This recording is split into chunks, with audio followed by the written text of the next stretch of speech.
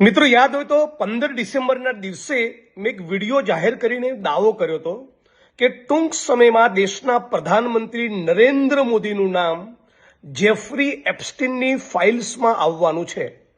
Jeffrey Epstein એ માણસ છે જે દેશ અને દુનિયાના મોટા મોટા પૂંજીપતિઓ, ઉદ્યોગપતિઓ, સ્પોર્ટ્સમેન, સેલિબ્રિટીઝ અને જે પણ સાધન સંપન્ન માણસ છે એમને 18 વર્ષથી નાની દીકરીઓ પ્રોવાઈડ કરતો હતો।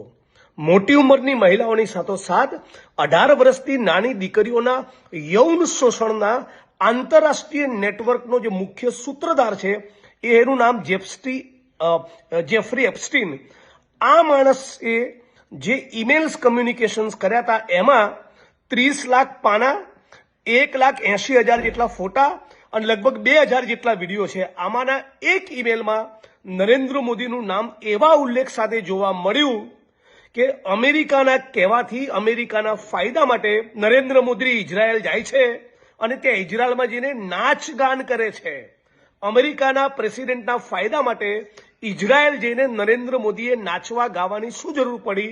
અને જે માનવ તસ્કરી, યૌન શોષણ અને 18 વર્ષથી નાની ઉંમરની દીકરીઓ આખી દુનિયાના લંપટ ચરિત્રહીન માણસોને પહોંચાડતો હતો એ જેફરી એપ્સ્ટીન સાથે નરેન્દ્ર મોદીને સુવાળા સંબંધો કેમ હતા એની બાબતની સ્પષ્ટતા આ દેશના પ્રધાનમંત્રી નરેન્દ્ર મોદીએ પોતે કરવી જોઈએ।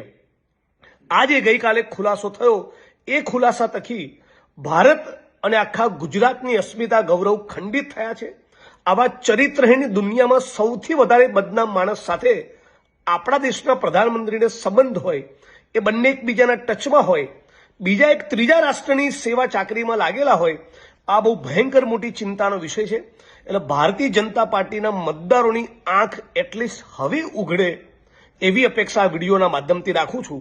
સહેજ પણ શરમનો છાંટો બચ્યો હોય તો નરેન્દ્ર મોદી પોતે સ્પષ્ટતા કરી ભારતના પ્રધાનમંત્રીના પદેથી રાજીનામું આપી દેવું જોઈએ।